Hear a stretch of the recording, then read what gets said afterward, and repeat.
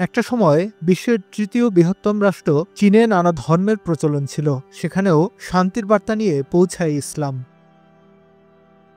তবে চীনে ইসলামের আগমনের সঠিক সময় নিয়ে দুটি মত পাওয়া যায়। কেউ কেউ বলেন রাসূল সাল্লাল্লাহু আলাইহি ওয়াসাল্লামের জীবদ্দশায় ৬২০ খ্রিস্টাব্দে চীনে ইসলাম প্রবেশ করে। আবার অনেকে বলছেন নবীজির মৃত্যুর ২০ বছর পর ৬৫০ খ্রিস্টাব্দে সাদ বিন আবু ওয়াক্কাস রাদিয়াল্লাহু তাআলা আনহুর কূটনৈতিক মিশনের মধ্য দিয়ে চীনে ইসলাম আগমন করে। এক্ষেত্রে কেউ আবার বলেন ৬৫১ সালে ইসলামের তৃতীয় খলিফা হযরত উসমান রাদিয়াল্লাহু তাআলা আনহু এর দ্বারা দূতদের নেতা হয়ে সাদ বিন আবু ওয়াক্কাস চীনে তৃতীয়বারের মতো গমন করেন। তারা আবিসিনিয়া থেকে জাহাজে যাত্রা করে চট্টগ্রাম, কামরূপ, মণিপুর রুট ধরে চীনে পৌঁছান। তাং সম্রাট গাওজাং তাদেরকে সাদরে অভ্যর্থনা জানান এবং ক্যান্টনে স্মারক মসজিদ নির্মাণ করতে আদেশ করেন। এটি ছিল দেশটির প্রথম মসজিদ যা নবী মুহাম্মদ সাল্লাল্লাহু আলাইহি ওয়াসাল্লামের স্মৃতি রক্ষার্থে তৈরি হয়। হুই কিংবদন্তি সাদ বিন আবু ওয়াক্কাস রাদিয়াল্লাহু তাআলা আনহু ছিলেন প্রথম সারির একজন সাহাবী ও নবীজির আত্মীয়।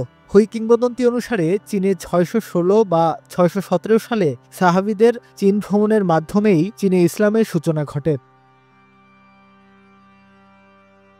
যদিও ধর্মনিরপেক্ষ কোনো ইতিহাসে চীনে সাদ বিন আবু ওয়াক্কাস রাদিয়াল্লাহু তাআলা আনহু এর আগমন সম্পর্কে কোনো উল্লেখ নেই, তবু ঐতিহাসিক ঐকমতের ভিত্তিতে একথা নিশ্চিত করেই বলা যায় যে সপ্তম শতাব্দীর যে কোনো সময়ে মধ্যপ্রাচ্য ও চীনের ব্যবসায়িক সম্পর্কের সূত্র ধরে এ অঞ্চলে ইসলামের আগমন ঘটে।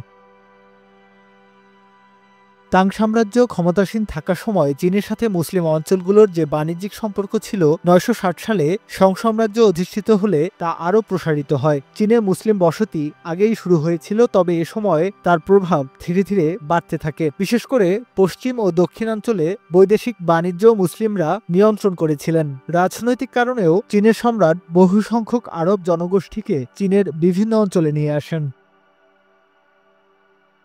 পরবর্তী শতাব্দীগুলোতে মুসলিম বণিকরা ব্যবসায়িক উদ্দেশ্যে চীনে আসতে থাকেন। চীনের বড় বড় শহরে, বিশেষ করে গুয়াংজু, কুয়াংজু ও হাংজুর মতো উপকূলীয় বাণিজ্যিক নগরীতে মুসলিম বণিকদের সংখ্যা উল্লেখযোগ্য হারে বাড়তে থাকে। এক পর্যায়ে এসব অঞ্চলে তারা মসজিদ নির্মাণ করতে শুরু করেন। চীনের গুয়াংজুতে অবস্থিত হুয়েইশেং মসজিদটির বয়স প্রায় ১৩০০ বছর। যদিও এ পর্যন্ত বেশ কয়েকবার মসজিদটি পুনরায় সংস্কার করা হয়েছে। বলা হয়ে থাকে এটি চীনের সবচেয়ে পুরনো মসজিদ। তখন চীনে ইসলাম মধ্যপ্রাচ্য ও মধ্য এশিয়া থেকে আগত মুসলিমদের মধ্যেই সীমাবদ্ধ ছিল এবং তখন পর্যন্ত চীনের স্থায়ী বাসিন্দাদের মধ্যে ব্যাপকভাবে ইসলাম ছড়িয়ে পড়েনি।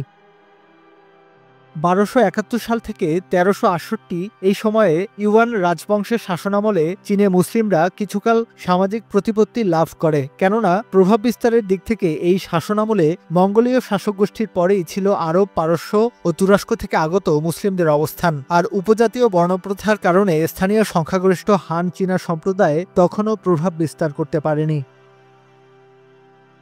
পরবর্তীতে চীনের শাসনভার চলে যায় স্থানীয় মিং রাজবংশের কাছে। তারা ১৩৬৮ থেকে ১৬৪৪ সাল পর্যন্ত চীন শাসন করে। এ সময় মঙ্গল জনগোষ্ঠীর সাথে বেশ কিছু মুসলিম জনগোষ্ঠীও চীনে এসে বসবাস শুরু করেন। তবে তখন সমুদ্রের তীরবর্তী বাণিজ্যিক কেন্দ্রগুলোতে মুসলিমদের প্রভাব ধীরে ধীরে কমে আসছিল। এর কারণ ছিল বিশাল চীন সাম্রাজ্য বাইরের পৃথিবী থেকে নিজেকে আস্তে আস্তে সরিয়ে নিচ্ছিল। তবে চীনা মুসলিম জনগোষ্ঠীর মধ্যে এ সময় উল্লেখযোগ্য পরিবর্তন আসছিল। তারা স্থানীয় সংস্কৃতি গভীরভাবে গ্রহণ করতে থাকে। তারা চীনা নাম আত্মপরিচয় হিসেবে গ্রহণ করতে থাকেন। এ সময়ের মজার ঘটনা হচ্ছে বহুল পরিচিত মুসলিম নাম চীনা রীতিতে নতুন রূপ লাভ করেছিল। নামের মধ্যে হা ধ্বনিধারা হাসান, হু ধ্বনিধারা হুসাইন ও শাহ ধ্বনিধারা সাইদ নাম এ সময় মুসলিমদের মধ্যে দেখা যেতে থাকে। সময়ের সাথে সাথে মিং রাজবংশে মুসলিম উপস্থিতি উল্লেখযোগ্য হয়ে উঠেছিল। এমনকি সাম্রাজ্যের সেনাবাহিনীতেও প্রশিক্ষক ও পদস্থ ব্যক্তিত্ব হিসেবে মুসলিম চরিত্র দেখা গেল। লানিউ ছিলেন এমন একজন মুসলিম সেনাদক্ষ। তিনি মিং সম্রাট জুওয়ানজাং এর অত্যন্ত বিশ্বস্ত ছিলেন। মিং সাম্রাজ্যের সর্বোচ্চ সম্মানিত ৩ জন সেনাপ্রধানের মধ্যে তাকে একজন হিসেবে গণ্য করা হয়। সাম্রাজ্যের বহু সামরিক বিজয়ের সাথে তার নাম জড়িত। তার মধ্যে সবচেয়ে উল্লেখযোগ্য হচ্ছে উত্তর এশিয়ার চেঙ্গিস খানের পরিবার চালিত মঙ্গল শক্তির বিরুদ্ধে অভিযান। ১,৫০,০০০ সৈন্যবাহিনী নিয়ে তিনি অভিযানের নেতৃত্ব দিয়েছিলেন। বিশাল সৈন্যদলের জন্য খাদ্য ও রসদের স্বল্পতা নিয়ে তিনি তিনি যুদ্ধে বিজয়ী হয়েছিলেন। শুধু তাই নয়, শত্রুপক্ষের প্রায় ৮০,০০০ পরাজিত যোদ্ধাকে তিনি বন্দী করেছিলেন, যার মধ্যে রাজপরিবারের সদস্যরাও ছিল। এই যুদ্ধের ফলে মঙ্গোলরা আগের চেয়ে বেশ দুর্বল হয়ে পড়েছিল। মিং সাম্রাজ্যের আরেকজন মুসলিম সেনাধ্যক্ষ ছিলেন মুইং। ধারণা করা হয় তিনি হুই জনগোষ্ঠীর সদস্য ছিলেন। তার নামের মু অংশটি মুহাম্মদ শব্দ থেকে আগত বলে মনে করা হয়। মিং সাম্রাজ্যের প্রতি বিশ্বস্ততার পুরস্কার স্বরূপ তাকে উনান প্রদেশের গভর্নর হিসেবে নিযুক্ত করা হয়েছিল। চীনের মিং রাজত্বকালে সম্ভবত সবচেয়ে প্রসিদ্ধ সেনাধ্যক্ষ ছিলেন খুদাহাই। ঐতিহাসিকরা তাকে ইরান থেকে আগত মুসলিম হিসেবে গণ্য করে থাকেন। বর্তমান আনহুই প্রদেশে তিনি জন্মগ্রহণ করেছিলেন। উত্তর এশিয়ায় মিং রাজবংশের আক্রমণের সময় তিনি চীনের সেনাবাহিনীতে যোগ দেন। প্রতিপক্ষ মিয়াও রাজবংশের অনেক সেনাপতিকে তিনি বন্দী করতে সক্ষম হয়েছিলেন। ইয়াংজি নদীর তীরবর্তী অঞ্চল জিয়াংনান এলাকা তার শাসনাধীনে ন্যস্ত করা হয়েছিল। সানজুর মতো খুদাহাই সামরিক কৌশল ও যুদ্ধনীতির বিশেষজ্ঞ হিসেবে খ্যাত হয়ে আছেন। আনহুই প্রদেশ থেকেই মিং সাম্রাজ্যের আরেকজন মুসলিম সেনাধ্যক্ষর নাম করেছিলেন। তিনি ছিলেন চ্যাংউচান। চীনে মিং সাম্রাজ্য প্রতিষ্ঠায় তিনি অনবদ্য অবদান রেখেছেন। ১৩৫৫ সালে চীনে মঙ্গল বিরোধী বিদ্রোহে তিনি অংশ নিয়েছিলেন। পরবর্তীতে তার যুদ্ধে রূপ নিলে চীনারা বিজয়ের কাছাকাছি পৌঁছে যায়। সেই যুদ্ধে চ্যাংইউচানের বীরত্ব আজও শ্রদ্ধার সাথে স্মরণ করা হয়ে থাকে। মিং সাম্রাজ্য প্রতিষ্ঠিত হলে তাকে ওয়ানশুইয়াই বা মার্শাল র্যাঙ্ক প্রদান করা হয়। মিং সাম্রাজ্যের প্রধান শত্রুদের বিরুদ্ধে তিনি বেশ কিছু যুদ্ধে নেতৃত্ব দিয়ে সফলতা পেয়েছিলেন। প্রচলিত ছিল যে চ্যাংইউচান একাই ১,০০,০০০ সৈন্যের বাহিনীর সামনে বীরত্বপূর্ণ ছিলেন। ১৩৬৯ সালে তিনি মৃত্যুবরণ করেন। তার মৃত্যুতে মিং সম্রাট শোকে অভিভূত হয়ে কবিতা রচনা করেছিলেন।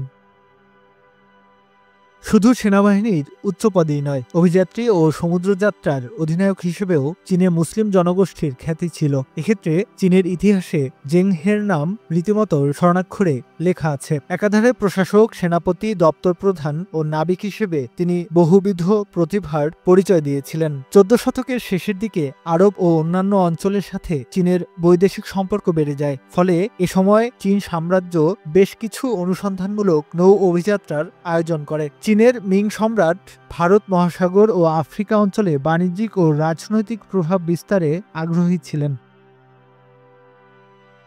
১৪০৫ সালের ১১ জুলাই ছেন হে পৃথিবীর বিভিন্ন দেশে চীনের নৌ অভিযাত্রার অ্যাডমিরাল হিসেবে ভ্রমণ শুরু করেন। মোট ৩১৭টি জাহাজ আর ২৮,০০০ সহযোগী নিয়ে তিনি ঘুরে বেরিয়েছিলেন জাভা, ব্রুনাই, থাইল্যান্ড, উত্তর আফ্রিকা ও আরব অঞ্চল। চীনের পক্ষ থেকে এসব অঞ্চলে নিয়ে গেছেন রেশম, স্বর্ণ, রূপা ও চীনামাটির শিল্পকর্ম।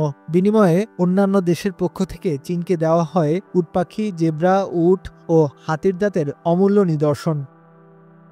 শুধু সেনাধ্যক্ষ বা অভিযাত্রী হিসেবেই নয়, বিদ্বান ও দার্শনিক হিসেবেও চীনা মুসলিমরা খ্যাতি পেয়েছেন। লিন নু ছিলেন এমনই একজন চিন্তাশীল মনীষী। আনুমানিক ৩০ বছর বয়সে ১৩৭৬ সালে লিন নু পারস্য ভ্রমণ করেন। সেখানে তিনি ইসলাম ধর্মে দীক্ষিত হন এবং এক পার্সিক নারীকে বিয়ে করেন। তিনি কনফুসীয় মতবাদকে ইসলামের উদার ধর্মতত্ত্বের আওতায় এনে ব্যাখ্যা করার প্রয়াস নিয়েছিলেন। মিং সাম্রাজ্যের শেষের দিকে বিখ্যাত তাত্ত্বিক ও দার্শনিক লি ঝি তার বংশধর ছিলেন। সাংস্কৃতিক বৈচিত্র্যের দিক থেকে চীন বিরাট ঐশ্বর্যের অধিকারী। ঐতিহাসিকভাবে এই বৈচিত্র্য সময়ের সাথে সাথে শুধু বেড়েই চলেনি, নিজের ভূখণ্ডের বাইরে প্রভাব বিস্তার করেছে। ভৌগোলিক কারণে চীনের পশ্চিমাঞ্চলের সাথে মুসলিম অঞ্চলগুলোর বাণিজ্যিক যোগাযোগ একরকম অনিবার্যই হয়ে পড়েছিল। ফলে তার থেকে সাংস্কৃতিক বিনিময়ও শুরু হয়, যার কারণে ধর্মবিশ্বাস হিসেবে চীনে ইসলামের যাত্রা বিস্তার লাভ করেছিল।